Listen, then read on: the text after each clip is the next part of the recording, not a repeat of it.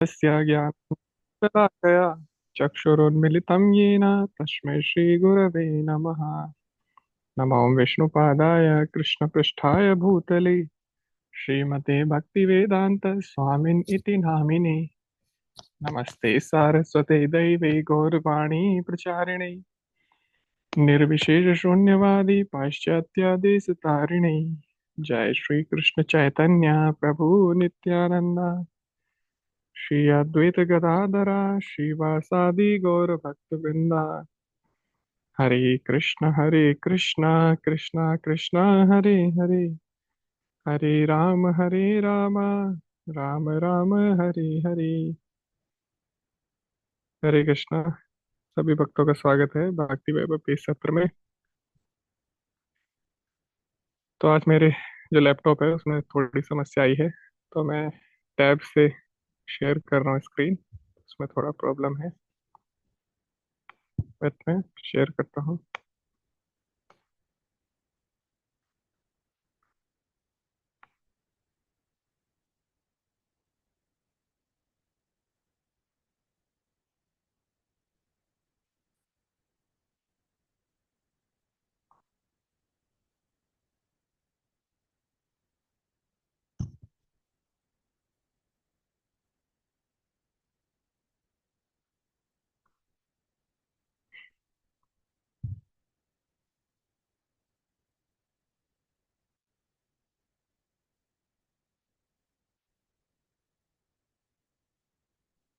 Okay, तो अभी आप देख पाएंगे स्क्रीन।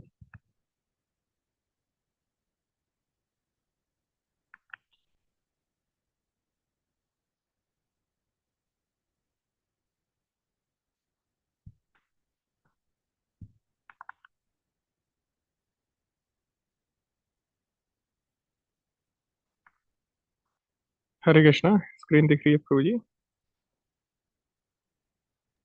Yes, yes. यस प्रभु जी। ओके, तो हम चौथे अध्याय में पहुंच चुके हैं। और चौथे अध्याय में जो परीक्षित महाराज हैं उन्होंने जिज्ञासा की कि वो जो भौतिक प्रकृति है या जो ब्रह्मांड है उसकी उत्पत्ति के बारे में जानने के इच्छुक है कि ब्रह्मांड की उत्पत्ति कैसे हुई है। तो हमने देखा कि ये जो परीक्षित महाराज ने प्रश्न किया है, तो आजकल जो वैज्ञानिक है वो भी इस प्रश्न का हल ढूंढ रहे हैं और वो भी विभिन्न प्रकार से जिज्ञासा करते हैं और अनेक ग्रहों में वो जीवन के लक्षणों की खोज में बहुत सारा अपना समय, धन और अपने जो भी स्रोत है वो उन सबको व्यय करते हैं। यानी वो किसी भी प्रकार से दूसरे ग्रहों के बारे में जानना चाहते हैं। उसके लिए अनेक जो अंतरिक्ष मिशन है, स्पेस मिशन, वो किए जाते हैं। तो यही जिज्ञासा यहाँ पे परीक्षित महाराज भी कर रहे हैं। लेकिन दोनों में क्या अंतर है? दोनों में बहुत बड़ा अंतर है। परीक्षित महाराज की जो जिज्ञासा है वो भगवान से संबंधित है। वास्तव में वो हम सबको बताना चाह रहे हैं कि किस प्रकार भगवान ही सृष्टि के कारण है। जैसे कि जो श्रीमद् भागवतम का पहला ही श्लोक है उसमें भी यही बात बोली गई है, जन्माद्यस्य ये तो, यानी जिनसे पूरी भौतिक व आध्यात्मिक सृष्टि का जन्म होता है, जो सृष्टि के जन्म और पालन और संहार के कारण है। तो उसी को यहाँ पे परीक्षित महाराज ने सिद्ध किया। तो वैज्ञानिक भी इसका हल चाहते हैं, लेकिन वो अपने भौतिक ज्ञान से, भौतिक बुद्धि से इस ब्रह्मांड को समझना चाहते हैं। और इसलिए हम देखते हैं आज अनेक वर्ष हो जाने के बाद, अनेक मशीन बनाने के बाद, अनेक पैसा लगाने के बाद भी वो अभी भी कंफ्यूज है कि दूसरे ग्रह पे क्या है। अभी हमें पृथ्वी पे क्या है उसका भी हमें सही से नहीं पता। तो इसीलिए हमें सही स्रोत से सुनना होगा, और वो है हमारे वैदिक शास्त्र, और उसका जो सार है वो है श्रीमद् भागवतम। तो इसीलिए परीक्षित महाराज ने यहाँ पे सुखदेव गोस्वामी को कहा, क्योंकि आप भगवान के भक्त हैं, इसीलिए मैं आपसे पूछ रहा हूँ, क्योंकि आप भगवान के ही समान हैं, यानी आप मुझे सब कुछ बता सकते हैं। ठीक है। तो अभी हम इसको पढ़ेंगे आगे फिर। उसके बाद जो सुखदेव गोस्वामी है उन्होंने क्या उत्तर दिया। तो यहाँ तक हम पढ़ चुके थे। छठे श्लोक ये हम कर चुके थे कि परीक्षित महाराज पूछ रहे हैं कि मैं आपसे जानना चाहता हूँ कि भगवान किस प्रकार अपनी निजी शक्तियों से इस रूप में इन दृश्य ब्रह्मांडों की सृष्टि करते हैं जो बड़े से बड़े देवताओं के लिए भी अचिंत्य है। तो जो बड़े से बड़े देवता सृष्टि के बारे में नहीं जान सकते, तो बड़े से बड़े वैज्ञानिक कैसे इसको जान सकते हैं? जान सकते हैं लेकिन पूरी तरह नहीं जान सकते। अपनी भौतिक बुद्धि की सीमा में जितना है उतना जान सकते हैं।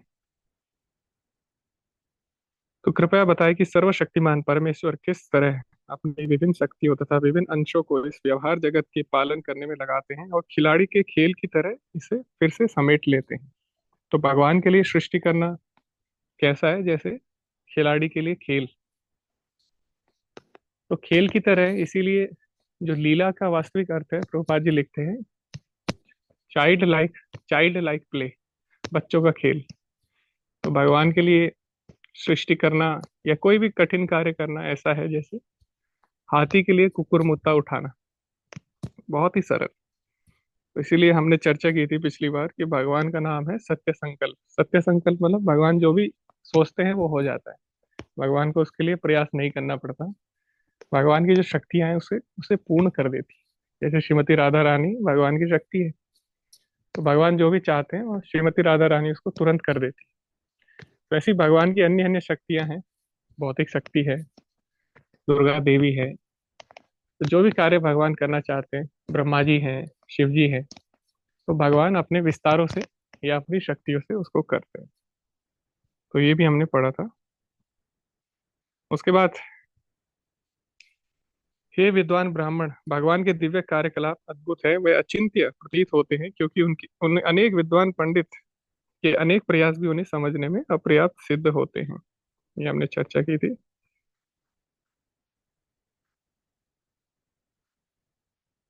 पूर्ण पुरुषोत्तम भगवान एक है, चाहे वह प्रकृति के गुणों से अकेले कर्म करे या एक साथ कई रूपों में विस्तार करे, या कि प्रकृति के गुण के निर्देशन हेतु बारी बारी से विस्तार करे। कृपया इन सारे संशयप्रद प्रश्नों का निवारण कर दे, क्योंकि आप न केवल वैदिक साहित्य के परम विद्वान एवं आध्यात्म में आत्मसिद्ध हैं, अपितु आप भगवान के महान भक्त हैं। अतएव आप भगवान के ही समान हैं। तो यहाँ पे परीक्षित महाराज बोल रहे हैं क्योंकि आप भगवान के शुद्ध भक्त हैं, इसीलिए आप भी वो कर सकते हैं जो आपसे भगवान आपसे कुछ भी करा सकते हैं। क्योंकि जो शुद्ध भक्त होते हैं वो भगवान की शरण में पूरी तरह समर्पित होते हैं। तो भगवान को कोई कार्य कराना होता है अपने शुद्ध भक्तों से करा सकते हैं, और कुछ भी करा सकते हैं। हम पढ़ते हैं मूकम करोति वाचालम, गूंगा भी बोल सकता है गुरु की कृपा से। गुरु कौन है? जो भगवान के भक्त है। तो भगवान की कृपा से कुछ भी हो सकता है। तो इसीलिए क्योंकि परीक्षित महाराज को पता है कि सुखदेव गोस्वामी भगवान के शुद्ध भक्त है, तो वही उनके सारे प्रश्नों का उत्तर दे सकते हैं। क्योंकि भगवान से हम हर समय बात नहीं कर सकते, हम उस अवस्था में नहीं। लेकिन भगवान के भक्त से हम बात कर सकते हैं, उनसे हम अपनी जिज्ञासा रख सकते हैं। वो उसका उत्तर भी देते हैं भगवान की ही कृपा से। कैसे? आगे हम आगे के श्लोकों में पढ़ेंगे। तो यहाँ पे सुत गोस्वामी बोलते हैं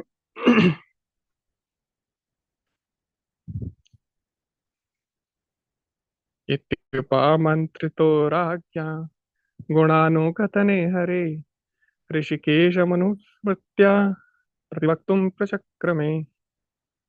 सुत गोस्वामी ने कहा, जब राजा ने सुखदेव गोस्वामी से इस प्रकार प्रार्थना की कि वे भगवान की सृजनात्मक सृष्टि का वर्णन करें, तो उन्होंने इंद्रियों के स्वामी श्री कृष्ण का ठीक से स्मरण किया और उपयुक्त उत्तर देने के लिए इस प्रकार बोले। तो यहाँ पे इसको हम क्या बोल सकते हैं कि कोई भी प्रश्न किया, कोई भी चर्चा आरंभ की, उससे पहले भगवान का स्मरण करना। तो क्या हम भी ऐसा करते हैं? क्या हमने ऐसा किया? और किया तो उसको क्या बोलेंगे? बता सकते हैं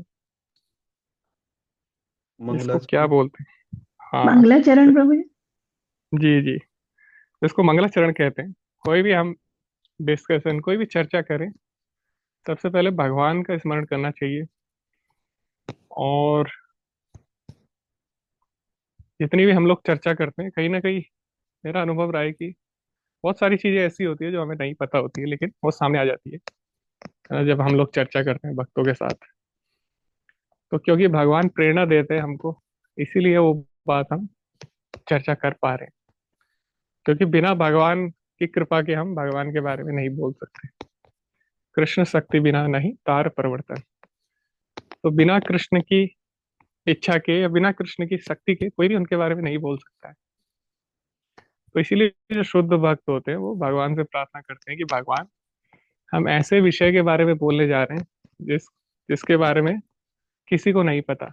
ब्रह्मा जी को भी नहीं पता भगवान, जो कि चारों वेदों के ज्ञाता है।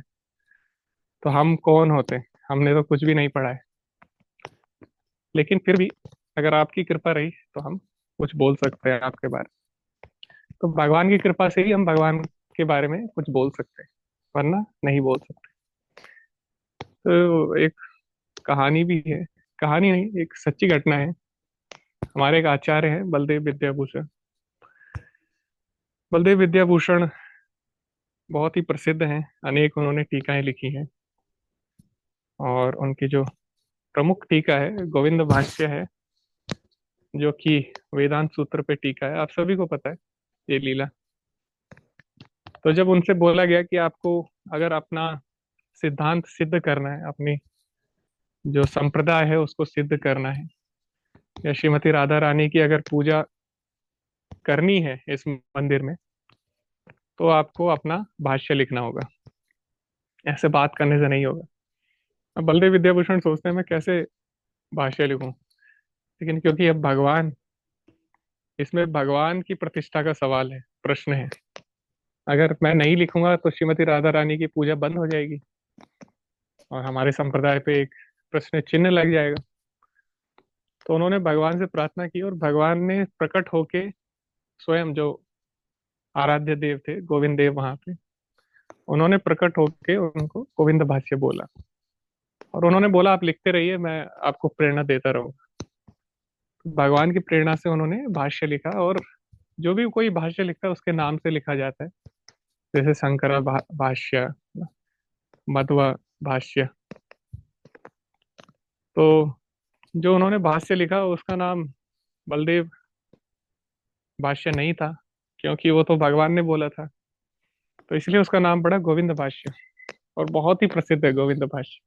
उसमें पूरा जो श्रीमद् भागवतम है उसी से सिद्ध किया गया है कि श्रीमद् भागवतम ही वेदांत सूत्र पे प्रमाणिक भाष्य है। तो श्रीमद् भागवतम को भी सिद्ध कर दिया। और उन्होंने अपनी टीका भी लिखी और बहुत सारे काम उन्होंने एक साथ कर दिए। श्रीमती राधा रानी की पूजा होने लग गई गोविंद देव जी के साथ। और हमारे संप्रदाय भी, उसकी भी प्रमाणिकता सिद्ध हो गई। और बहुत सारी चीजें हो गई। और उसके बाद राजा ने उनको टाइटल दिया विद्याभूषण का। तो शायद जयपुर में ये मंदिर है गोविंद देव जी का, वहां पे। और शायद उनकी वहां पे समाधि भी है बलदेव विद्याभूषण। तो बहुत ही हम देखते हैं कैसे अपने भक्तों पे भगवान कृपा करके उनको देते हैं। और उस प्रेरणा से ही भक्त भगवान के बारे में कुछ लिख या बोल पाते हैं। और प्रभुपाद जी भी कहते हैं कि मैं जो भी लिखता हूँ वो भगवान की प्रेरणा से ही मैं लिख पाता हूँ, क्योंकि मेरे को तो कुछ नहीं पता मैं क्या लिख रहा हूँ। तो इसीलिए यहाँ पे सुखदेव गोस्वामी ब्रह्मांड के बारे में बता रहे हैं। और कोई एक जीव कैसे ब्रह्मांड के बारे में बता सकता है? हम तो इंडिया के बारे में भी सही से नहीं बता सकते। तो बहुत बड़ा सब्जेक्ट है, बहुत बड़ा विषय है। तो इसीलिए भगवान से प्रार्थना करनी पड़ेगी, तभी भगवान उनको प्रेरित करेंगे। और उनको विश्वास है भगवान के ऊपर, और वो भगवान के शुद्ध भक्त है, तो भगवान उनको प्रेरणा अवश्य देंगे। तो इसीलिए यहाँ पे लिखा गया है, कृपा जी बोल रहे हैं, भगवत गीता का एक श्लोक है 15वें अध्याय का 15वां। तो उसमें इस बात की पुष्टि हुई है। भगवान बोलते हैं सर्वस्य चाहम हृदय सन्निविष्टो मत्ता स्मृति ज्ञानम अपोहनम च। कोई भी स्वतंत्र भाव से कर्म करने के लिए मुक्त नहीं है। अतः मनुष्य को सदा कर्म करने, खाने या बोलने की अनुमति भगवान से ले लेनी चाहिए।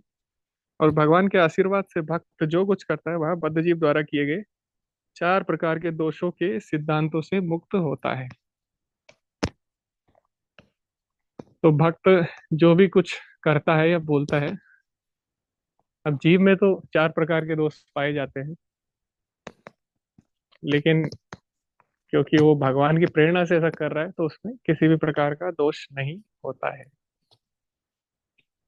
तो ये भगवान को स्मरण करने की या मंगलाचरण की उसकी उसका महत्व है। उसके बाद सुखदेव गोस्वामी यहाँ पे उत्तर देते हैं। नमः परस्मै पुरुषाय भूयसे सदुद्भवस्थान निरोध लीलया प्रहीत शक्ति त्रितयाय देहिना मंतर्भवायानुपलक्ष्यवर्त्मने। सुखदेव गोस्वामी ने कहा, मैं उन पूर्ण पुरुषोत्तम भगवान को सादर नमस्कार करता हूँ जो भौतिक जगत की सृष्टि के लिए प्रकृति के तीन गुणों को स्वीकार करते हैं। वे प्रत्येक शरीर के भीतर निवास करने वाले परम पूर्ण हैं और उनकी गतियां अचिंत्य हैं। तो भगवान का जो आध्यात्मिक जगत है वो नित्य है, जैसे कि श्रीमद् भगवद गीता में भी बताया गया है 8वें अध्याय के 21वें श्लोक में। अव्यक्तो अक्षर इत्युक्तस्तम आहुर परमाम गति यम प्राप्य न निवर्तन्ते तद्धाम परमम मम। भगवान बोलते हैं अव्यक्त, अव्यक्त यानी जो भौतिक जगत है या जो बद्ध जीव है उससे वो कभी भी उसको नहीं देख सकता, इसीलिए उसके लिए अव्यक्त है। अक्षर मतलब जिसका कभी भी नाश नहीं होता, और वही हमारी परम गति है। अव्यक्त तो अक्षर इत्युक्तम आहुर परमाम गति, वो सबकी परम गति है। और जहां जाके कोई भी जीवात्मा वापस नहीं आती, यद गत्वा न निवर्तन्ते तद धाम परमम। भगवान का तो धाम है पहले से ही, वहां पे भगवान के मित्रगण है, माता पिता है, गोपियां हैं, ब्रजवासी हैं, और अनेक वैकुंठ लोक हैं जहाँ पे भगवान के अन्य अन्य जो अवतार हैं वो रहते हैं। तो भगवान को कोई आवश्यकता नहीं है सृष्टि करने की, लेकिन जब एक जीवात्मा इच्छा करती है भगवान से अलग रह के आनंद लेने की, तो उसके लिए भगवान सृष्टि करते हैं। जैसे जेल है, जेल की कोई जरूरत नहीं है, बाहर इतनी अच्छी अच्छी सुविधाएं हैं, इतने अच्छे अच्छे पेड़ पौधे हैं, गाड़ियां हैं, बिल्डिंग्स है, पार्क है, तो जेल का क्या काम है। तो जेल भी जरूरी हो जाती है जब कोई सरकार के नियमों से अलग होना चाहता है, तो उसको जेल में डाल दिया जाता है। तो वास्तव में वो इंडिपेंडेंट नहीं हुआ है, वास्तव में वो जेल के नियमों में पड़ गया है। तो ऐसी जीवात्मा सोचती है कि हम भौतिक संसार में आके हम इंडिपेंडेंट हो जाएंगे, लेकिन ऐसा नहीं होता। उसके बाद वो प्रकृति के नियमों से बच जाता है। ठीक है। सत्वम रजस्तमा इति गुणा प्रकृति संभवान निबध्नन्ति महाबाहो देहे देहिनम अव्ययम्। जो सत्व रज और तमो गुण है वो जीवात्मा को बांध देते हैं। और गुण का जो एक और अर्थ होता है संस्कृत में, गुण का मतलब रस्सी भी होता है। तो गुण वास्तव में क्या है, भौतिक जो गुण है प्रकृति के तीन गुण, वो तीन रस्सियां हैं, जैसे शिल प्रभुपाद भी हमें बताते हैं। लेकिन भगवान को करना पड़ता है जीवात्मा के लिए, क्योंकि जीवात्मा इच्छा करती है, प्रबल इच्छा करती है, तो भगवान को ही सृष्टि करनी पड़ती है। लेकिन उससे भगवान की जो लीलाएं हैं उसमें विघ्न नहीं पहुंचता। भगवान अपने भक्तों के साथ हैं, अब उनको सृष्टि भी करनी है, तो ऐसा नहीं है अपने भक्तों का साथ छोड़ देते हैं, भगवान उसके लिए अपना विस्तार कर लेते हैं। तो यहाँ पे बताया गया कि भगवान प्रकृति के तीन गुणों को स्पर्श करते हैं, डायरेक्टली नहीं करते, इनडायरेक्टली। तो जैसे आपको कूड़ा उठाना है तो आप डायरेक्ट थोड़ी उठाओगे, आप कुछ ग्लव्स पहन के या हाथ में कुछ बांध के उसको उठाते हो, है ना। या फिर हम कूड़ा उठाने का एक अलग से सूप जैसा आता है, उससे हम उठाते हैं। किसी भी चीज से हम डायरेक्ट कूड़ा नहीं, कूड़े में हाथ नहीं डालते। ऐसी ये जो भौतिक संसार है, कचड़ा, ये कचड़े की तरह है, बहुत गंदा है। अगर आप तुलना करें आध्यात्मिक जगत से, तो एक कचड़े से भी कचड़ा है। तो भगवान उसको डायरेक्टली नहीं छूते हैं। भगवान अपने विस्तार करते हैं उसको टच करने के लिए, डायरेक्टली उसको स्पर्श नहीं करते। और उस कचड़े में भी अलग अलग कैटेगरी है ना। सबसे जो, जैसे यहाँ पे हम देखते हैं, एक कूड़ेदान में भी अलग अलग कैटेगरी है, लाल रंग का, पीले रंग का और हरा रंग का, है ना। ऐसी ये जो प्रकृति है, इसमें भी तीन अलग अलग गुण के माध्यम से, तीन अलग अलग गुण है उसमें। रजोगुण का कूड़ा है, तमोगुण का कूड़ा सबसे बेकार है, रजोगुण का कूड़ा है, फिर सतोगुण का कूड़ा है। तो सतोगुण का कूड़ा मतलब थोड़ा साफ सुथरा, अच्छा, जैसे जो सब्जियों के छिलके वगैरह रहते हैं वो थोड़ा अच्छे रहते हैं। और फिर उसके बाद प्लास्टिक वेस्ट, और उसके बाद बिल्कुल जो गंदगी रहती है। तो ऐसे ही तीनों गुण वास्तव में हमें बांधते इस संसार से। तो तीनों गुणों को भगवान डायरेक्टली टच नहीं करते, उसके लिए वो अपने गुण, जो गुणात्मक अवतार है, उसके माध्यम से ये सब करते हैं। तो यहाँ पे यही कहा गया है कि कैसे भगवान तीन गुणों को स्वीकार करते हैं, लेकिन भगवान फिर भी मना नहीं करते। भगवान फिर भी जीवात्मा की इच्छा पूरी करते हैं, मना नहीं करते, उस बात को स्वीकार करते हैं। और इस प्रकार उनकी गतिविधियां अचिंत्य हैं। तो यहाँ पे प्रभुपाद जी लिखते हैं तात्पर्य में, तो यहाँ पे एक विशेष शब्द प्रयोग किया गया है, अनुपलक्ष्य वर्तमने। यहाँ पे अगर आप देखेंगे लास्ट जो शब्द है श्लोक, अनुपलक्ष्य वर्तमने, इसका मतलब होता है कि अचिंत्य गतियां, यानी उनकी जो एक्टिविटी है, उनकी जो क्रिया है वो अचिंत्य है। तो यहाँ पे प्रभुपाद जी लिख रहे हैं, चूंकि ज्ञानी तथा योगी भगवान की अनुभूति नहीं कर पाते, अतः वे अनुपलक्ष्य वर्तमने या अचिंत्य गति या भक्ति योग वाले भगवान कहलाते हैं। तो अनुपलक्ष्य वर्तमने का अर्थ है कि जिनको ज्ञानी या योगी नहीं समझ पाते, क्योंकि भक्त तो भगवान को जानता है, भगवान की कृपा से भक्त भगवान को समझ पाता है। तो भगवान बोलते हैं भगवत गीता में, भक्त्या माम अपि जानाति। भगवान की कृपा से भक्त भगवान को जानता है, लेकिन ज्ञानी और योगी कभी भी भगवान को नहीं समझ सकता। इसीलिए जो अनुपलक्ष्य वर्तमने है वो किसके लिए है? ज्ञानी और योगियों के लिए है।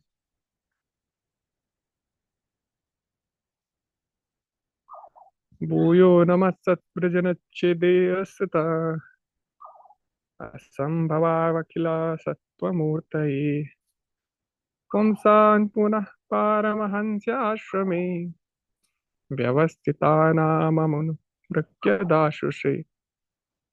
मैं पुनः पूर्ण जगत रूप तथा अध्यात्म रूप भगवान को सादर नमस्कार करता हूँ, जो पुण्यात्मा भक्तों को समस्त संकटों से मुक्ति दिलाने वाले तथा अभक्त असुरों की नास्तिक मनोवृत्ति की वृद्धि को नष्ट करने वाले हैं। वे सर्वोच्च आध्यात्मिक सिद्धि प्राप्त योगियों को उनके विशिष्ट पद प्रदान करने वाले हैं। तो यहाँ पे बोला गया है भगवान को कि भगवान भक्तों को आनंद देते हैं, और जो असुर है उनका नाश करते हैं। और कभी कभी असुर का नाश नहीं करते, लेकिन उसकी जो असुरी प्रवृत्ति है उसका नाश करते हैं। तो जैसा भी ट्रीटमेंट सही हो वैसे ट्रीटमेंट करते हैं। जैसे डॉक्टर कभी कभी गोली देता है, गोली से सही हो जाता है, कभी कभी उसको चीरा लगाना पड़ता है। तो जैसी बीमारी रहती है वैसी इलाज भी होता है। कई लोग बोलते हैं, विशेषकर जो बुद्धिस्ट लोग हैं, वो बोलते हैं देखो, राम जी तो अच्छे नहीं है क्योंकि उन्होंने रावण को मारा, बुद्ध भगवान तो अच्छे हैं क्योंकि उन्होंने बिना मारे लोगों को आसुरी प्रवृत्ति का नाश किया। तो इसीलिए भगवान बुद्ध श्रेष्ठ है, ऐसा बुद्धिस्ट लोग बोलते हैं। लेकिन ऐसा नहीं है, जिसका ट्रीटमेंट जैसा हो उसका वैसे ही करेगा डॉक्टर। और भगवान से बड़ा डॉक्टर कौन हो सकता है ना। तो ऐसा नहीं है राम जी ने रावण को समझाया नहीं या उसको उपदेश नहीं दिया। पहले भगवान ने पूरा प्रयास किया अनेक प्रकार से अपने भक्तों के द्वारा, यहाँ तक कि उसके परिवार ने भी, विभीषण ने, उसकी पत्नी ने, उसके पिता ने, उसके गुरु ने, सब ने उसको बोला। उसके आराध्य देव शिव जी ने भी उसको मना किया। तो ऐसा नहीं है भगवान राम ने उसको प्रीच नहीं किया, उसको समझाया नहीं, है ना। तो जो उपदेश से नहीं मानता अब क्या करे, तो इसीलिए उसको मारना पड़ा अंत में। वरना भगवान राम थोड़ी उसको मारना चाहते, किसी को भी भगवान नहीं मारना चाहते। तो जिसका जो बीमारी रहेगी वैसा उसका ट्रीटमेंट होता है। तो इसीलिए हम नहीं बोल सकते कि हाँ बुद्ध जी श्रेष्ठ है या राम जी श्रेष्ठ है। हमारे लिए तो दोनों ही सेम है, लेकिन स्पेशली जो बुद्धिस्ट लोग हैं वो ऐसा बोलते हैं। लेकिन ये बात सही नहीं है, क्योंकि भगवान राम ने उसको हर प्रकार से समझाने का प्रयास किया है, हर प्रकार से। इतना टॉलरेंस किसी के अंदर नहीं है जितना भगवान राम के अंदर है। तो इसीलिए यहाँ पे भगवान क्या करते हैं, अपने भक्तों को आनंद देते हैं, उनकी उनके जो कष्ट है भक्ति में उसको दूर करते हैं।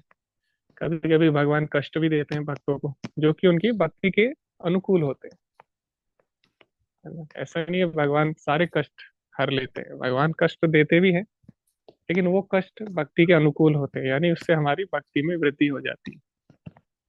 जैसे परीक्षित महाराज का उदाहरण हम देखें, तो उनके लिए अगर भौतिक दृष्टि से देखा जाए तो 7 दिन में प्राण त्यागने कष्ट से बढ़कर है ना। जैसे किसी को कैंसर है, उसको बोल दिया जाए आप 7 दिन में मर जाओगे, तो उसके लिए कष्ट हुआ है ना। 7 दिन सुन के वो 7 सेकंड में ही मर जाएगा, तो बहुत बड़ा कष्ट है। लेकिन अगर वो कष्ट भगवान भगवान अगर दे रहे हैं किसी को पर्सनली, उसके कर्मों से नहीं आ रहा है, जैसे परीक्षित महाराज शुद्ध भक्त है, महाभागवत है, उनके जीवन में जो कष्ट है उनके कर्मों के कारण नहीं है, अपितु भगवान की इच्छा के कारण है। तो भगवान ऐसे कष्ट देते हैं ताकि भक्त अच्छे से भक्ति कर सके, तो उसकी भक्ति के अनुकूल है, या भगवान कुछ विशेष संदेश हम तक पहुंचाना चाहते हैं उस लीला के माध्यम से। तो इसीलिए भगवान ने परीक्षित महाराज को कष्ट दिया। तो कष्ट से भगवान मुक्ति देते हैं, यानी जो भक्ति के प्रतिकूल है उन कष्टों से भगवान मुक्ति देते हैं। कभी कभी असुरों का नाश करते हैं, कभी कभी असुरी प्रवृत्तियों का नाश करते हैं। जरूर नहीं हर बार असुरों का नाश करें, जैसे महाप्रभु ने भी यही किया। महाप्रभु ने तो किसी को मारा नहीं, है ना। एक बार जगाई मदाई पे क्रोधित हुए, लेकिन उनका भी वध नहीं किया, तो उन्होंने असुरी प्रवृत्ति का नाश किया। आज भी उनकी शिक्षाओं से असुरी प्रवृत्ति का नाश हो रहा है। तो ऐसे भगवान को मैं प्रणाम करता हूँ। यहाँ पे जो सुखदेव गोस्वामी है भगवान के गुणों के बारे में, तो मंगलाचरण क्या है, मंगलाचरण में हम का भगवान के महिमा गान करते हैं और उनसे आशीर्वाद लेते हैं। हम ऐसा नहीं बोलते डायरेक्टली कि भगवान आप हम पे कृपा करो ताकि हम आपके बारे में बोल। तो भगवान की स्तुति करना, भगवान के बारे में बोलना, यही वास्तव में मंगलाचरण है। तो यहाँ पे यही प्रोपा जी लिख रहे हैं।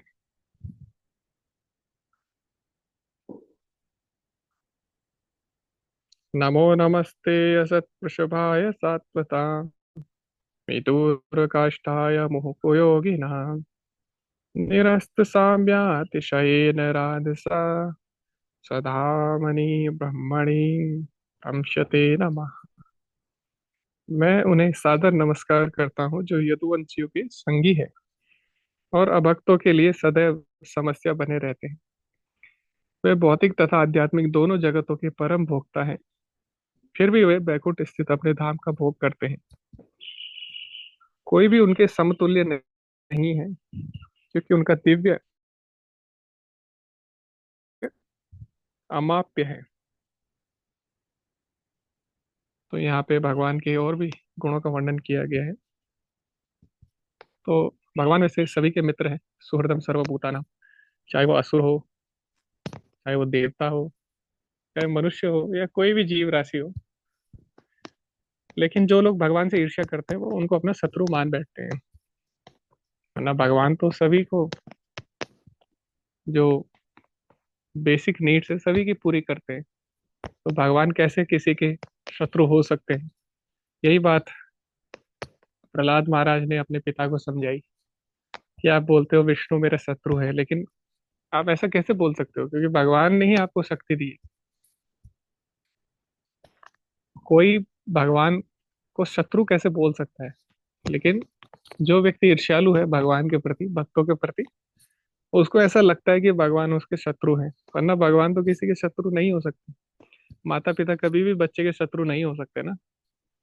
बच्चे को ऐसा लग सकता है कि माता पिता सुबह उठाते हैं, स्कूल भेजते हैं, तो ये हमारे शत्रु हैं।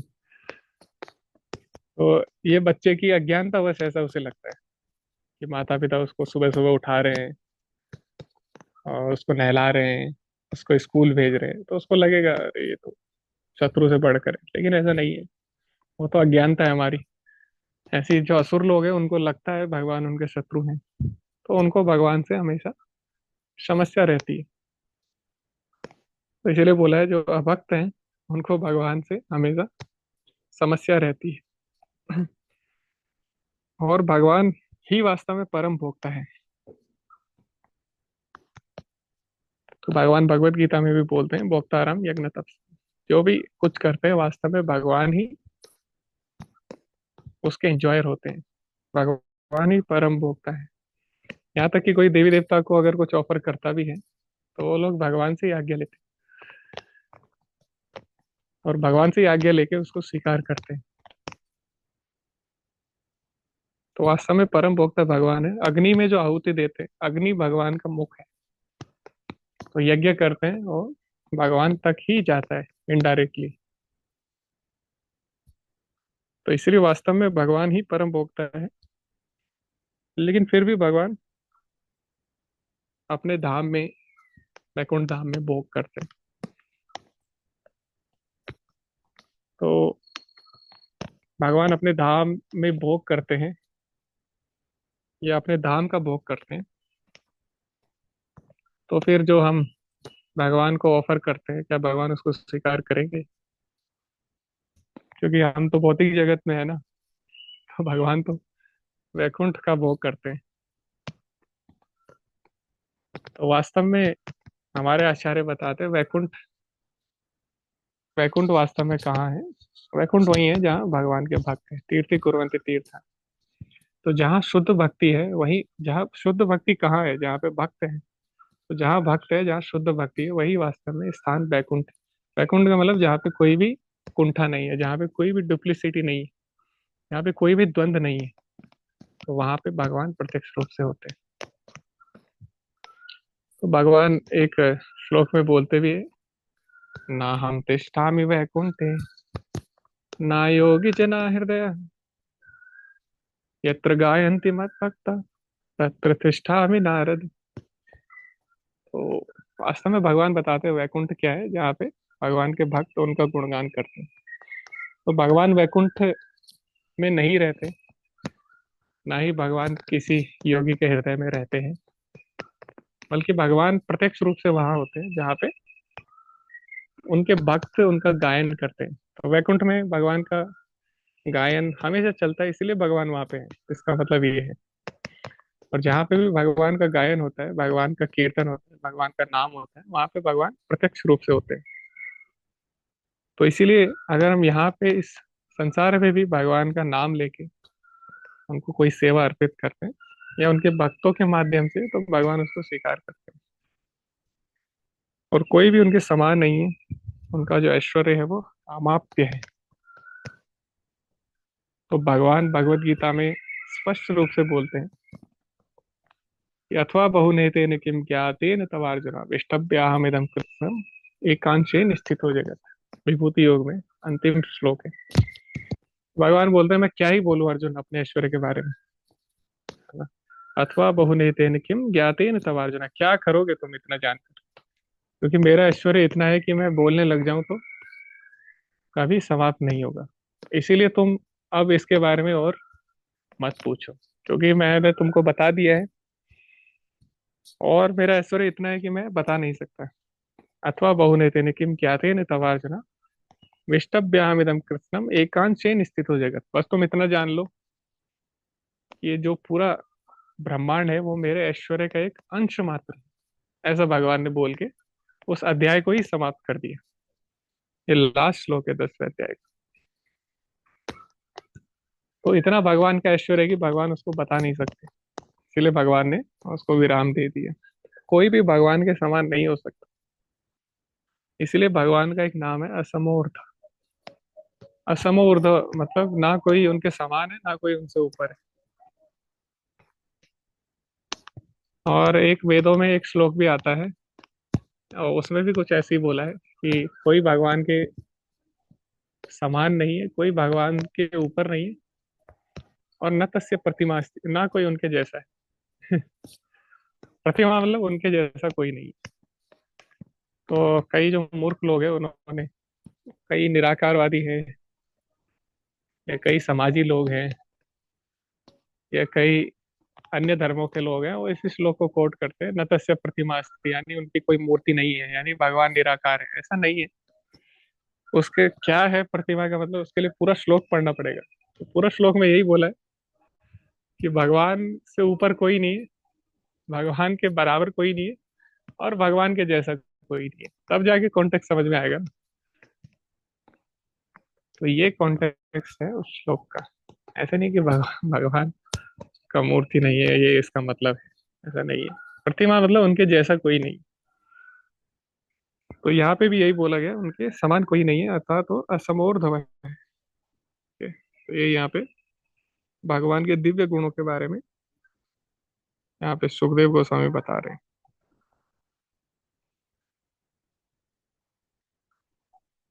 यहाँ पे भगवान के धाम के बारे में वर्णन दिया गया है, रूपा जी बता रहे हैं अनेक श्लोक भगवत गीता में विशेषकर। और यहाँ पे श्वेताश्वतर उपनिषद में, ईशोपनिषद में ये श्लोक है जहाँ पे भगवान के साकार रूप का वर्णन हुआ है, भगवान के धाम का।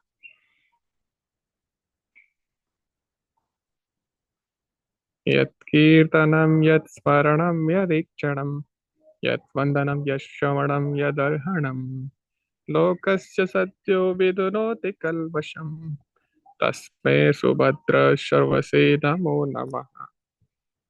मैं उन सर्व मंगलमय भगवान श्री कृष्ण को सादर नमस्कार करता हूँ, जिनके यशोगान, स्मरण, दर्शन, वंदन, श्रवण तथा पूजन से पाप करने वाले के सारे फल तुरंत धुल जाते हैं।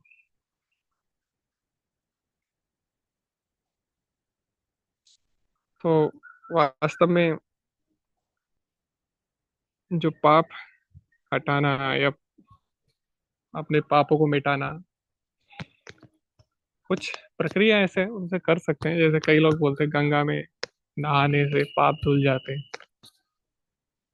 तो वो इसीलिए क्योंकि गंगा भगवान के चरणामृत है। तो चरणामृत की तो बहुत महिमा है शास्त्रों में। कोई अगर भगवान के चरणामृत को ग्रहण करता है तो उसके करोड़ों जन्मों के पाप धुल जाते हैं। या जब हम तुलसी महारानी की प्रदक्षिणा करते हैं तो उसमें भी हम बोलते हैं, यानी कानी चा पापानी ब्रह्मात्यधिकानी च, तानी तानी प्रणश्यंति प्रदक्षिणा पदे पदे की। जैसे जैसे हम तुलसी महारानी की प्रदक्षिणा करते हैं, अनेक जन्मों के पाप, चाहे वो ब्रह्म हत्या ही क्यों ना हो, जो कि सबसे बड़ा पाप है, वो भी दूर हो जाता है। लेकिन फिर भी हमारे जीवन में कष्ट आते हैं। हम तो डेली कुछ ना कुछ ऐसा कर रहे हैं जिससे पाप दूर होते हैं। अगर हमारे करोड़ों जन्मों के पाप दूर हो रहे हैं तो फिर कष्ट क्यों आ रहे हैं, क्वेश्चन यही आता है ना। तो क्या आप बता सकते हैं ऐसा क्या है? हम तो डेली प्रदक्षिणा भी कर रहे हैं तुलसी महारानी। गंगा में भी, हम तो समुन्द्र में ही नहाते हैं जहाँ पे तो नहाने से 9 करोड़ तीर्थों का फल मिल जाता है। फिर भी ऐसा क्यों होता है? क्या लॉजिक हुआ इसका?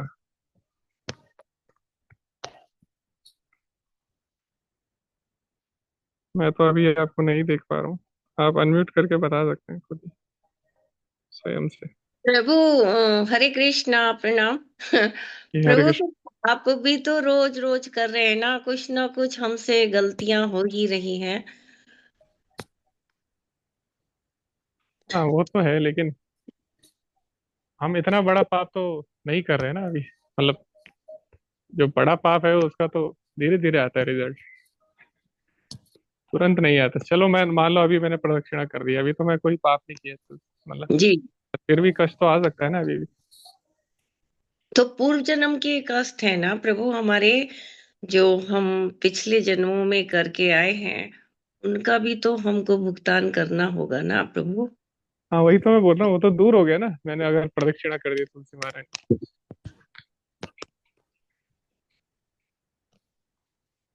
मैं भी जी। प्रदक्षिणा करके आया, वो दूर हो गया पिछले जन्म। प्रभु जी, जो प्रारब्ध जैसे है उसमें जो अंकुरित हो चुके हैं, जो नहीं हुए वो तो भगवान वर्ण कर देता है, लेकिन जो अंकुरित हो गए उनका तो अब रिजल्ट आएगी आएगा, मिलेगा ही मिलेगा, उसको खत्म नहीं कर सकते ना। कुछ ऐसा वैष्णव अपराध, ऐसा वैष्णव अपराध कर देते हैं। ऐसा तो भगवान नहीं बोला, भगवान तो बोले सर्व पापे भी, सब प्रकार के पापों से मुक्त कर देते हैं। हम तो हम सर्व पापी। तो वैसे तो मित्रकार। एक कारण इसका ये है कि वास्तव में जैसे हम पढ़ते हैं कि इतने करोड़ जन्मों का पाप नष्ट हो जाएगा, लेकिन फिर भी दुख आते हैं। इसका मतलब ये है कि हमारा जो पाप है वो करोड़ जन्मों का नहीं है। वास्तव में जैसे प्रभुपाद जी बोलते हैं, वो अरबों अरबों अरबों जन्मों का है।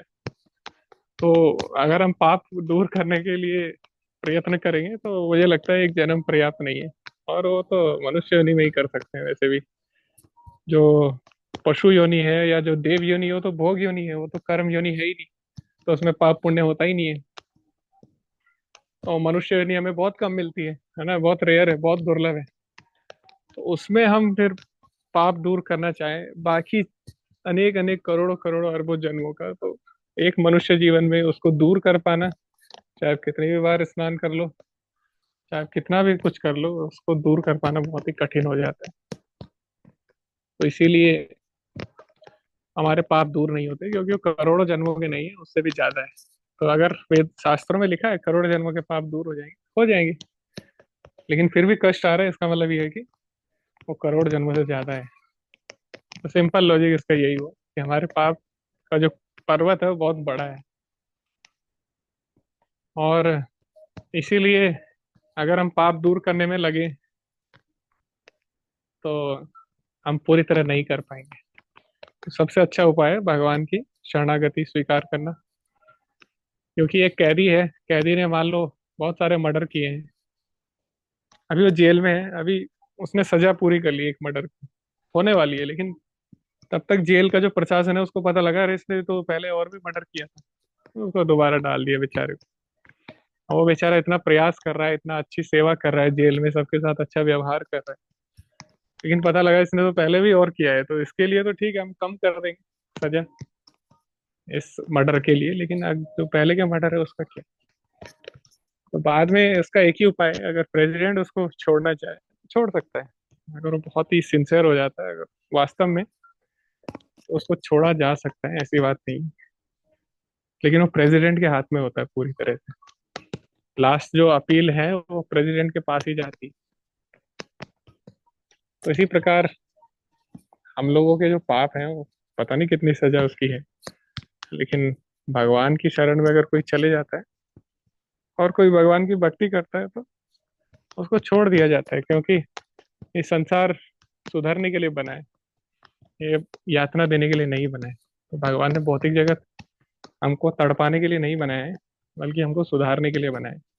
अगर कोई सुधर जाता है तो उसका भौतिक जगत में रह रहकर कोई यहाँ पे उसका कार्य नहीं है, फिर उसके बाद भगवान उसको जहाँ अपनी सेवा में लगाना चाहे भगवान उसको वहां लगा देते हैं उसके बाद। तो ये इसका एक आंसर हो सकता है। ठीक है, तो यही भगवान यहाँ पे, यही यही यहाँ पे भगवान के महिमा बताई गई है, भगवान के नाम, भगवान के रूप, भगवान के अर्चन, भगवान का पूजन। लेकिन एक चीज है वो इससे भी बढ़कर है, वो है भगवान का शुद्ध प्रेम। जैसे हरिदास ठाकुर बोलते हैं कि जो पाप दूर करना है ये सब चीजें तो भगवान के नामाभास से भी हो सकती है, लेकिन वास्तव में शुद्ध प्रेम है, प्रेम भक्ति है, वो इससे भी ऊपर की बात है। क्योंकि पाप दूर तो जो निराकारवादी हैं उनका भी हो जाता है ना, तभी तो वो इस भौतिक संसार को छोड़ देते हैं, ब्रह्म ज्योति में चले जाते हैं, क्योंकि उनके पाप दूर हो जाते हैं। वो पूरी तरह समर्पित हो गए भगवान को, परम सत्य को। लेकिन वो निर्विशेषवादी है, तो वो भगवान की ब्रह्म ज्योति में चले जाते हैं। तो पाप दूर करना कोई बड़ी बात नहीं है, वो निर्विशेषवादी कर लेते हैं, अष्टांग योगी भी कर लेते हैं, है ना। लेकिन भगवान की जो शुद्ध भक्ति है उसको प्राप्त करने के लिए, उसके लिए हम तुलना नहीं कर सकते किसी भी ऐसी विधि की। इसलिए आठवां जो नाम अपराध है यही है कि भगवान के नाम को एक कर्म कांड समझना। कर्म कांड में यही होता है, आप ये यज्ञ करो आपके ये पाप दूर हो जाएंगे, आप ये यज्ञ करो आपका ये कष्ट दूर हो जाएगा। लेकिन हरि नाम उससे बड़ा है, उससे भी श्रेष्ठ है, क्योंकि वो हमें भगवान ही दे देता है। बाकी चीजें, बाकी जो विधियां हैं वो हमें भगवान का कुछ शक्तियां देती, लेकिन भक्ति योग से भगवान ही किसी को मिल सकते हैं। ठीक है, तो इसीलिए ऐसे भगवान की महिमा बताई गई है। यहाँ पे प्रोपा जी भी बोल रहे हैं भगवान के नाम का कभी दुरुपयोग नहीं करना चाहिए। नाम नो फलाद यस्य ही पाप बुद्धि।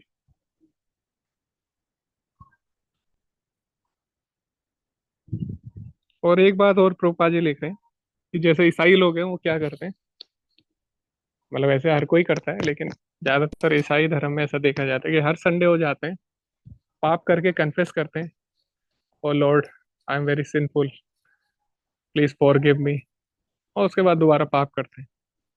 तो प्रोपा जी बोले ये तो बिल्कुल सही नहीं है।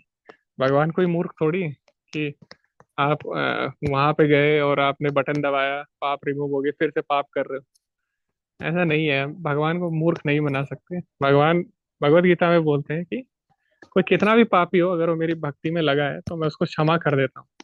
क्षमा कर देता हूँ मतलब ये नहीं है कि हम बार बार पाप करेंगे। क्षमा करते हैं अगर हमसे गलती से कुछ अपराध हो जाता है, या कुछ बहुत ही विषम परिस्थिति में, या बहुत ही हमारे बुरे संस्कार के कारण कभी कभी अगर ऐसा हो जाता है, उसके बाद हमें गिल्ट होता है और फिर हम उसको ना करने का प्रयास करते हैं, तब जाके भगवान हमको स्वीकार करते हैं। ऐसा नहीं कि हमसे पाप हो गया, हाँ ठीक है भगवान ने तो बोला है भगवत गीता में कि उसको साधु समझो, तो मुझे साधु समझो और मैं पाप करता रहूंगा, ऐसा नहीं है। प्रोपा जी बोले तो इसीलिए भगवान के नाम के बल पे या बार बार पाप करना, इससे भगवान क्षमा नहीं करते। और एक एक बार तो मैं पढ़ रहा था कहीं पे, अगर कोई बहुत ज्यादा पाप करता है तो उसको यमदूत बना देते हैं, क्योंकि उसका इतना आना जाना हो जाता है नर्क में, उसको सब पता लग जाता है कहाँ पे क्या है। तो उसको बोलते हैं तू यमदूत बन जा। ऐसा मैंने सुना था, बाकी आप देखना इसको, वेरीफाई करना। तो यहाँ पे बोला है कि मंदिर मस्जिद गिरजाघर में पूजा करके पापों के फलों को मुक्त होने की आशा से जानबूझकर पाप ना करने इसके बारे में सावधान रहे। भक्ति सेवा के बल पर जानबूझकर पाप करने की मनोवृत्ति नामनो बलात् यस्य ही पाप बुद्धि। भक्ति में भी रूपा जी बोले ऐसा हो सकता है कोई व्यक्ति भगवान का नाम ले रहा है, ठीक है हम तो भगवान का नाम ले रहे हैं, थोड़ा पाप कर भी दिया तो उसमें क्या है, भगवान के नाम से तो करोड़ों पाप मुक्त हो जाएंगे। तो ये नाम के प्रति चीटिंग है ना, नाम के प्रति अपराध है।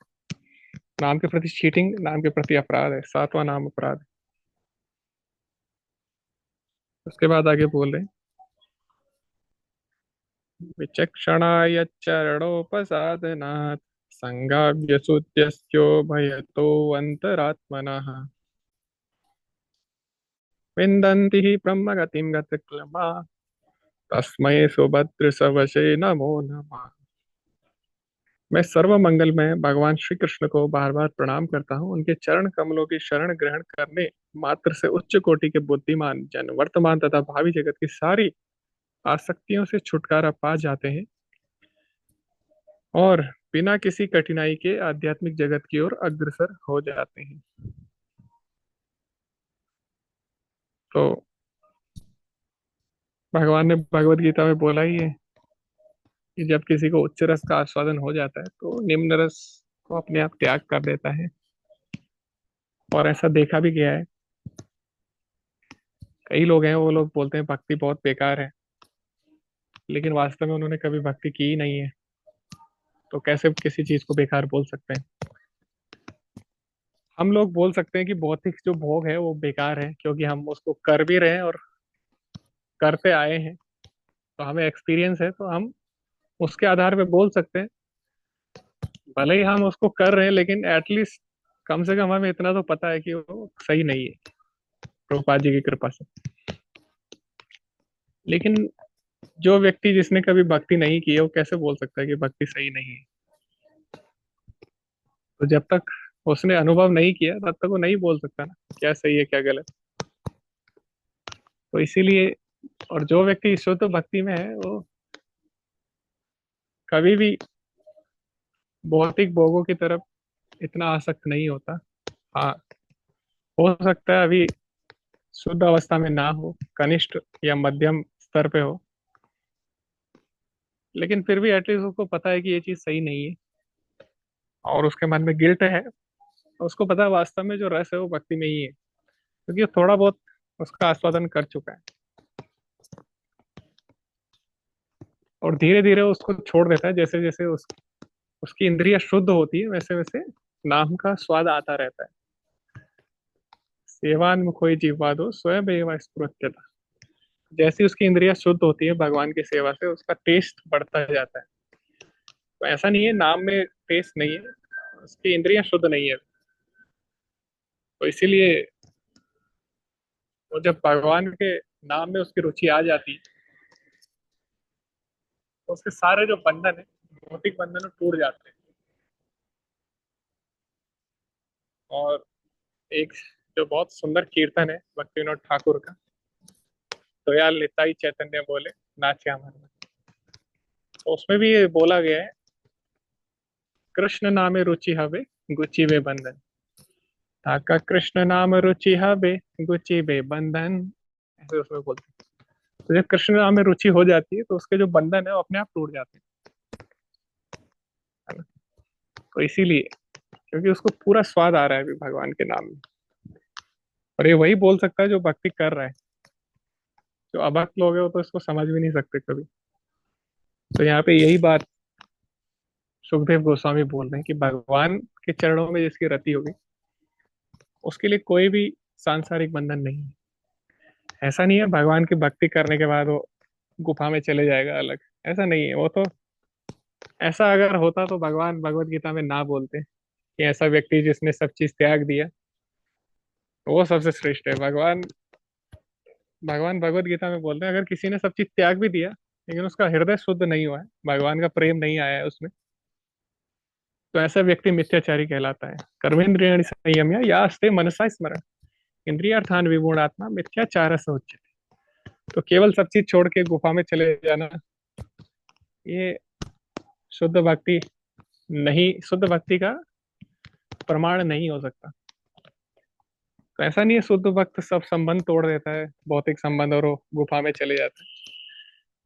वो अभी भी संसार के बीच में रहता है, लेकिन संसार से प्रभावित नहीं होता, बल्कि संसार को प्रभावित कर देता है। हम अभी अगर हिप्पियों के बीच में जाएंगे तो हम भी हिप्पी बन जाएंगे, लेकिन प्रभुपाद जी जब हिप्पियों के बीच में गए तो उनको भक्त बना दिया। तो भगवान के भक्त संसार में रहते हैं, लेकिन संसार में बनते नहीं है। और भगवत गीता में श्लोक बोला गया है, ब्रह्मणाध्याय कर्माणि संग त्यक्त्वा करोति या लिप्यते न स पापेन पद्म पत्रम इवाम्सा। भगवान बोलते हैं कि ऐसे व्यक्ति जो मेरे लिए कार्य करते हैं, ब्राह्मणाध्याय कर्माणि संग त्यक्त्वा करोति, वो कभी भी भौतिक संग से आसक्त नहीं होते, भौतिक विषयों से। और कैसे? जैसे पद्म पत्र विवाम्सा, जैसे कमल का पत्र कीचड़ में रहकर या पानी में रहकर भी वो अस्पृश्य रहता है, उसमें पानी टिकता नहीं है, उसमें कीचड़ टिकता नहीं। ऐसे भगवान के भक्त भोगियों के बीच में, संसार के बीच में रहता है, लेकिन वो कर्म बंधन में नहीं है, उस पर कोई भी प्रभाव नहीं पड़ता। तो इसलिए भक्ति बहुत ही शुद्ध है, और कभी भी, और भक्त भी बहुत शुद्ध है, वो सबको पवित्र कर देता है, केवल अपने दर्शन से ही वो पवित्र कर देता है। और स्पर्श से तो बहुत बड़ी बात है। गंगार परशो है पश्चात पावन दर्शन ही पवित्र करे यही तुम्हारे गुण। तो दर्शन से ही भक्त लोग पवित्र कर सकते हैं। तो इसीलिए यहाँ पे बोला गया कि भगवान के जो भक्त हैं वो कभी भी प्रभावित नहीं होते, क्योंकि वो भगवान के चरणों में उनकी रति हो गई, इसीलिए सांसारिक बंधन को तोड़ देते हैं। लेकिन फिर भी संसार के बीच में रहते हैं, ऐसा नहीं है कि वो गुफा में रह रहे हैं। जितने भी गोस्वामी है सब वृंदावन में थे, प्रचार कर रहे थे। प्रभुपाद जी जितने भी आचार्य हुए इधर उधर प्रचार कर रहे थे, ऐसा नहीं है कि हिमालय में चले गए। तो ये वास्तव में भक्तियों की श्रेष्ठता है। और आगे अगला श्लोक हम पढ़ेंगे। तपस्विनो दान परायश्वसिनो मनस्विनो मंत्र वेदा सुमंगला क्षेमं न विन्दन्ति विना यदर्पणम् तस्मै सुभद्र शवसे नमो नमः। मैं समस्त मंगल में भगवान श्री कृष्ण को पुनः पुनः सादर नमस्कार करता हूँ, क्योंकि बड़े बड़े विद्वान ऋषि, बड़े बड़े दानी, यश लब्ध कार्यकर्ता, बड़े दार्शनिक तथा योगी, बड़े बड़े वेद पाठी तथा बड़े बड़े वैदिक सिद्धांतों के बड़े बड़े अनुयायी तक भी ऐसे महान गुणों को भगवान की सेवा में समर्पित किए बिना कोई क्षेम अर्थात कुशलता प्राप्त नहीं कर सकते।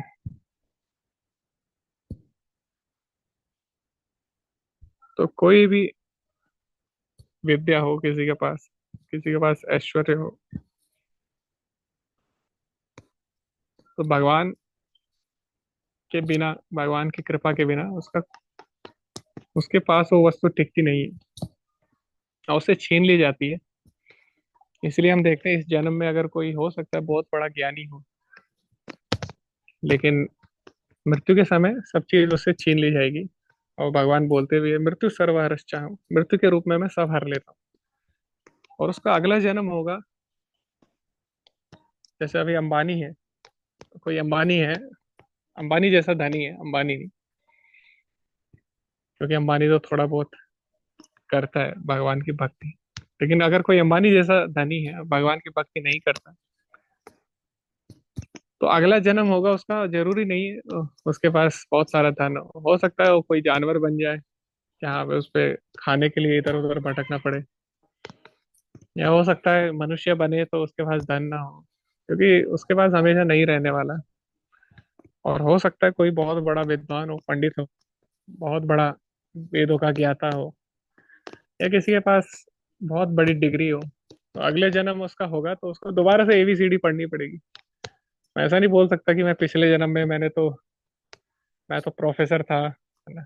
ऐसा नहीं है, जो भी था पिछले जन्म में था, अभी तो आपको दोबारा से करना पड़ेगा। और ऐसा क्यों हो रहा है? क्योंकि हम उसको भगवान की सेवा में नहीं लगाए। अपने जो विद्या थी, अपना जो ऐश्वर्य था, अपना जो संपत्ति थी, उसको भगवान की सेवा में नहीं लगाया, इसीलिए वो शाश्वत नहीं रही, हमसे छीन ली गई। क्योंकि वो वास्तव में छीनी किसने, जिसकी थी, भगवान की थी, भगवान ने छीन ली, किसी और को दे दी। तो जब तक हमारे पास है हमें उसको भगवान की सेवा में लगाना है, वरना उसका वास्तविक लाभ नहीं प्राप्त होता है।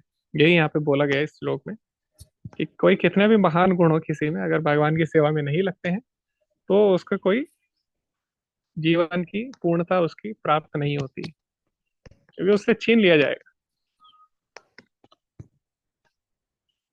और भगवान की सेवा अगर कोई कर लेता है तो उसके पास सब चीज है, क्योंकि उसके पास स्वयं भगवान है। तो जिसके पास भगवान है उसको पैसा, यश, ये सब चीजें इकट्ठा करने की आवश्यकता नहीं है, क्योंकि भगवान में सब चीज है। भगवान में सब चीज है तो जो भगवान के साथ रहेगा उसके पास भी सब चीज होंगी।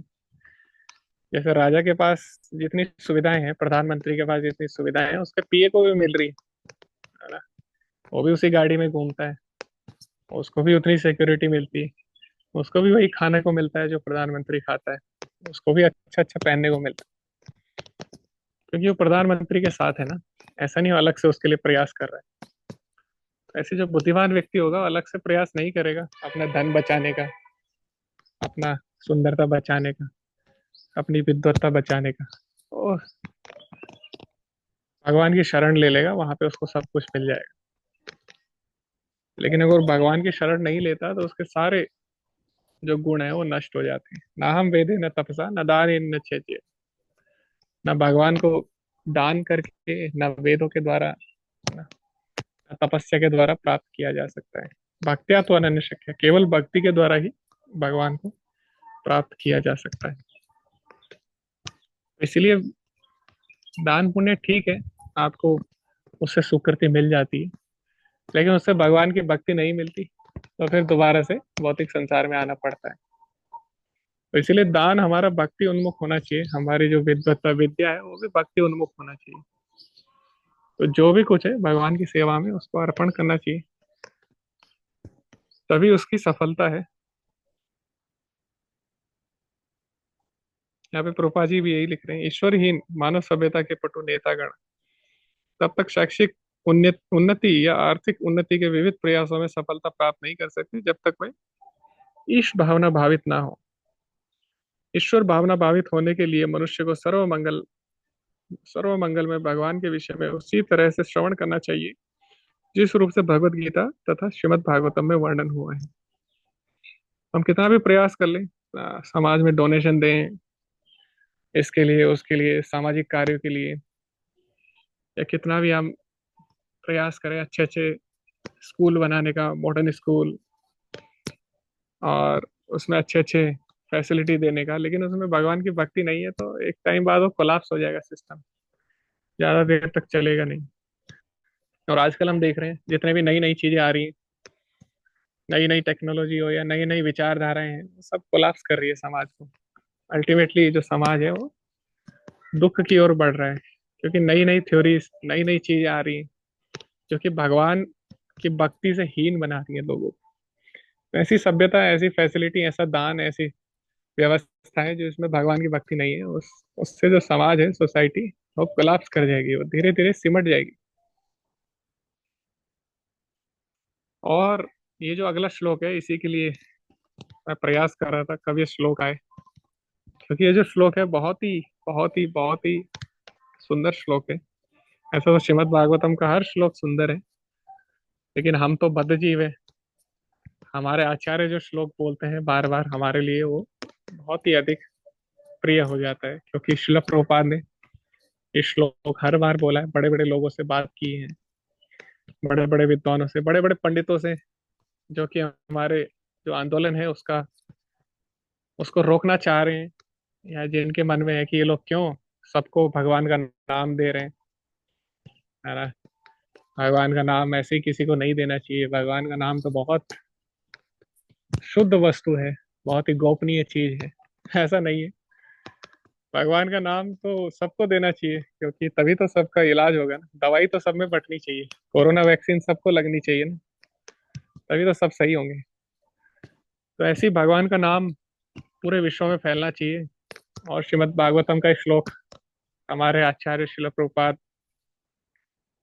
इसको बार बार कोट करते हैं, जब भी कोई पंडित या कोई कोई भी व्यक्ति उनसे कुछ प्रश्न पूछता है, या अनेक अपनी चर्चाओं में इस श्लोक को उन्होंने अनेक बार कोट किया है। किरात हूणांध्र पुलिंद्र पुलकशा आभिर शुंभाय वनाखशादयः ये च पापा यत्पाश्रयाश्रया शुध्यन्ति तस्मै प्रभविष्णवे नमः।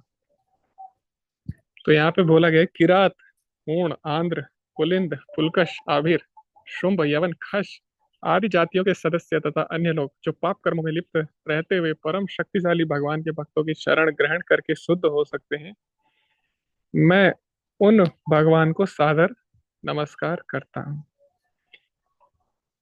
तो यहाँ पे बोला गया है, चाहे व्यक्ति किसी भी प्रांत में क्यों न जन्म लिया हो, और यहाँ पे अनेक प्रांत का वर्णन है, अनेक देशों का वर्णन है, तो भगवान के नाम से और भगवान के भक्तों की शरण ग्रहण करके वो व्यक्ति शुद्ध हो सकता है। तो भगवान की भक्ति सभी के लिए है, और ऐसा नहीं है केवल भारत तक ही भगवान की भक्ति रही है। एक मैं आपके साथ शेयर करूंगा, एक कोई एक कोई स्तंभ है किसी मंदिर में, वो बाहर से कोई, ग्रीस से शायद कोई भक्त थे वैष्णव।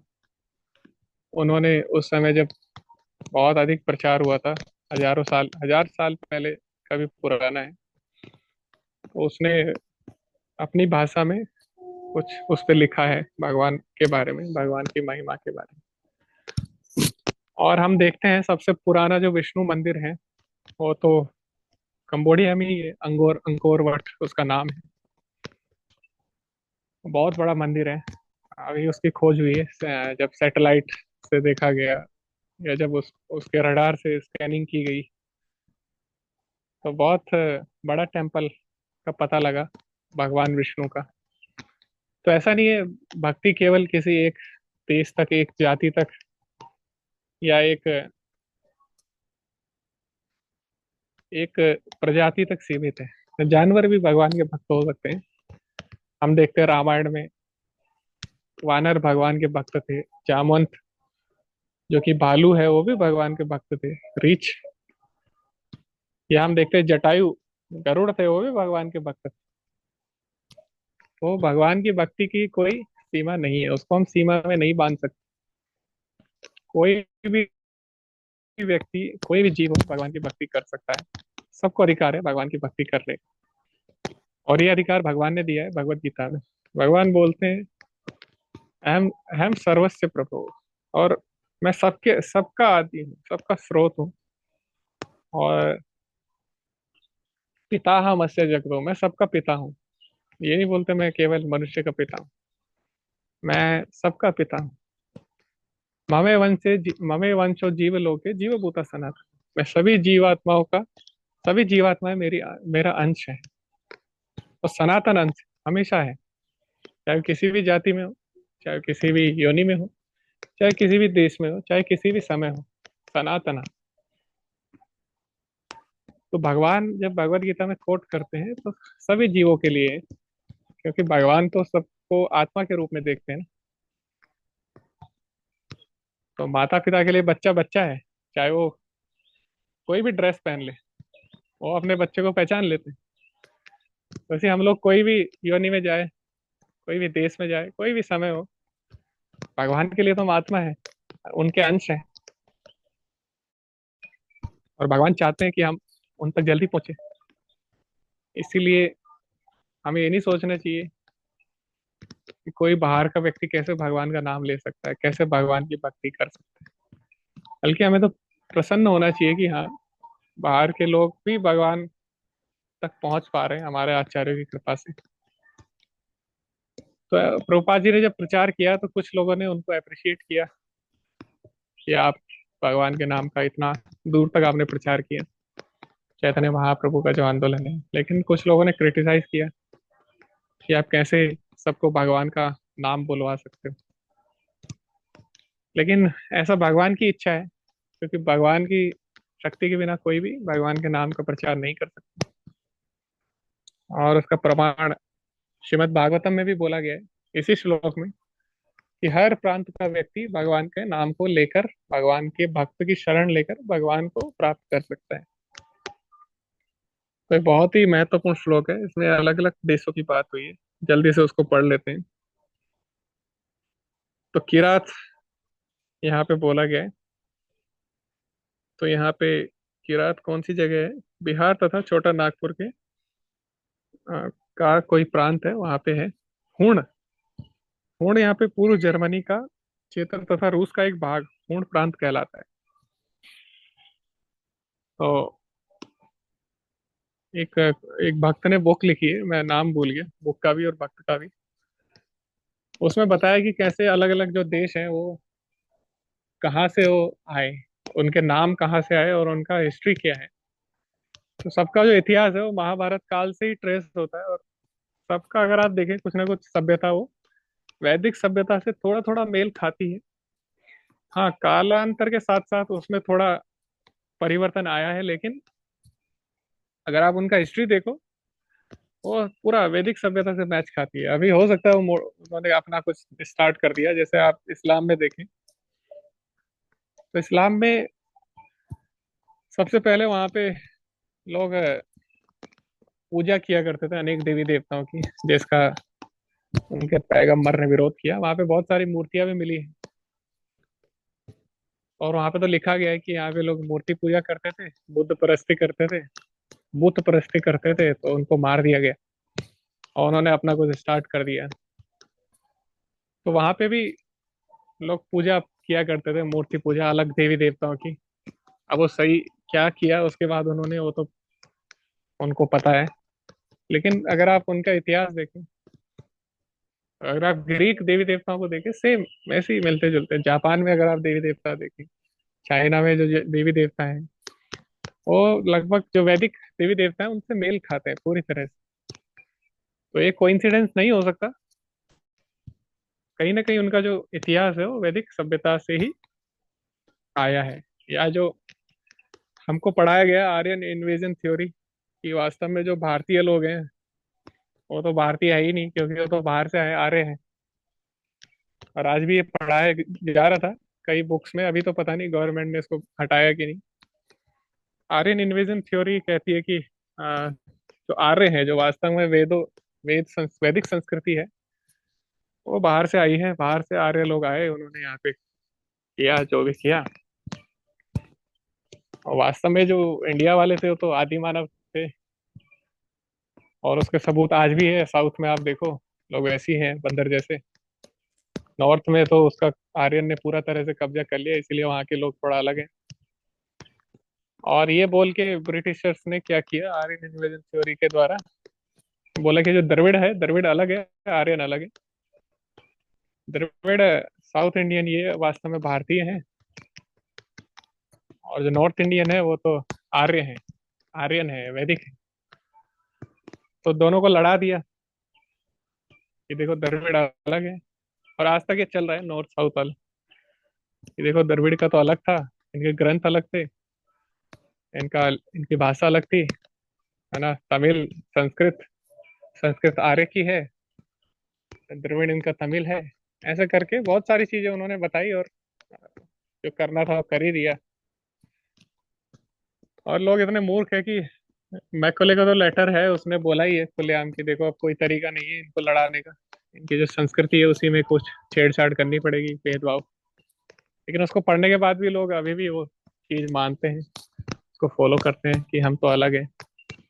लेकिन ऐसा नहीं है, जो आर्यन इन्वेजन थ्योरी है वो पूरी तरह से फेल है। तो उस पर कई लोगों ने रिसर्च की है और पाया कि ऐसे कोई थ्योरी नहीं है, बल्कि उल्टा हुआ है। आर्यन माइग्रेशन हुआ है, यहाँ से लोग गए हैं अलग अलग देशों में, और उसके हमें सबूत मिलते हैं, उसके प्रमाण अनेक हमारे जो प्राचीन ग्रंथों में मिलते हैं, श्रीमद् भागवतम में भी आप देख सकते हैं। और अनेक महाभारत काल के भी कई राजा हैं जो अलग अलग देशों में रहा करते थे, उससे भी कुछ हमें पता लगता है।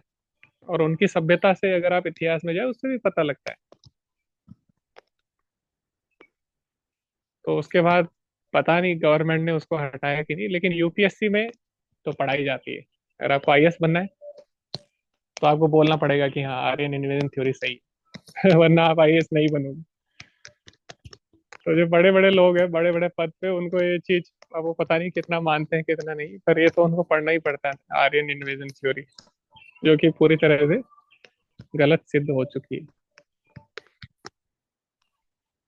ठीक है, पता नहीं अलग अलग चीजें बोलते थे। ये देखो यहाँ पे रथ का वर्णन है, रथ तो कभी इंडिया में हो ही नहीं सकता, क्योंकि घोड़ा तो इंडिया में था ही नहीं।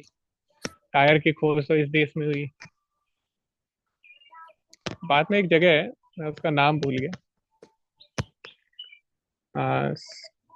सोनाली ऐसी कुछ नाम था उसका। वहां पे जब अभी खुदाई हुई तो वहां पे रथ पाया गया। वहां पे रथ के पहिए, रथ पूरा रथ वहां पे निकल आया। इसका नाम पता है क्या उसका? आपके अभी बहुत बड़ा सर्वे चल रहा है वहां पे भी। पता लगा कि रथ तो बहुत पुराने इंडिया में, ऐसा नहीं है बाहर से आ रहे आए वो लेके आए घोड़े। ऐसी घोड़ों की भी कुछ प्रजातियां पाई गई हैं इंडिया में। ये लोगों ने अपनी कुछ थ्योरी बना दी थी प्रूफ करने के लिए कि देखो इंडिया में तो कुछ था ही नहीं, बाहर से लोग आए हैं सब लेके, उन्होंने राज किया है यहाँ पे। तो ये सब थ्योरीज थी, लेकिन ऐसा नहीं है। आंध्र आंध्र तो पता ही है आपको, आंध्र प्रदेश पुलिंद। तो यहाँ पे पता है कि महाभारत काल से उसका संबंध कि भीमसेन तथा सहदेव ने इस देश को जीता, ग्रीस वासी पुलिंद कहलाते हैं। ठीक है। आभीर, आभीर किसको कहा गया है? तो यहाँ पे आया है कि जो क्षत्रिय परशुराम से भयभीत होकर काकेशस के पर्वतीय भागों में छिप गए थे, बाद में वो आभीर कहलाए। ठीक है। यवन गण तो आपको पता ही है, तुर्की में या जो इधर मिडिल ईस्ट कंट्रीज हैं, वहां पे जो निवासी उनको यवन कहलाएगा। उसी के आसपास मलेच भी है, खास देश। हम्म। यहाँ पे खस देश के जो वासी हैं, महाभारत में उनका वर्णन हुआ है, जिनके ऊपरी होंठ तथा ठिकने की मुंह चूकती है, वह सामान्यतः खस कहलाते हैं। चाइना के लोग हैं। उनके ठिकने केश यानी उनकी मूछ इतनी डार्क नहीं होती, थोड़ा थोड़ा हल्के हल्के उनके बाल होते हैं। तो मंगोल, चीन इत्यादि के लोग खस कहलाते हैं।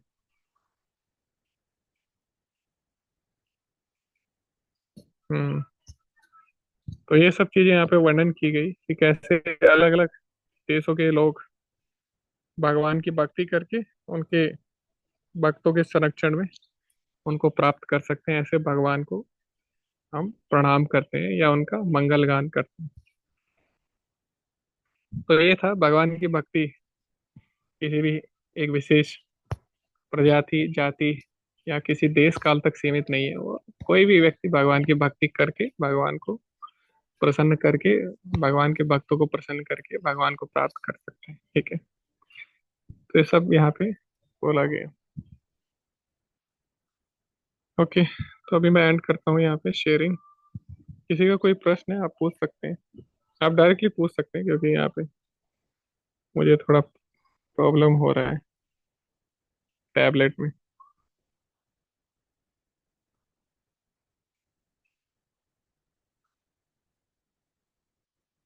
हरे कृष्णा।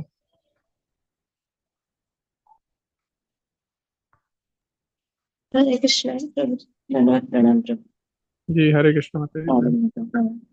प्रभु, एक प्रश्न है, बहुत दिनों से है, ये मैं पूछना चाहती हूँ कि जो हम हिस्ट्री पढ़ते हैं या ज्योग्राफी पढ़ते हैं, तो क्या है कि मनुष्य सभ्यता कैसे सृष्टि हुआ, कि पहले बानर थे, फिर वो जो चिंपांजी ओरांग सब पढ़े, फिर उसके बाद वन मनुष्य के बाद पढ़े, फिर अग्नि का उद्भावन हुआ, फिर व्हील का तो ऐसे ही जैसे बच्चों को पहले से हम लोग ऐसे ही करके पढ़ा के जाते हैं, फिर मनुष्य फायर एंड ये का इन्वेंशन हुआ, तो फिर हम्म।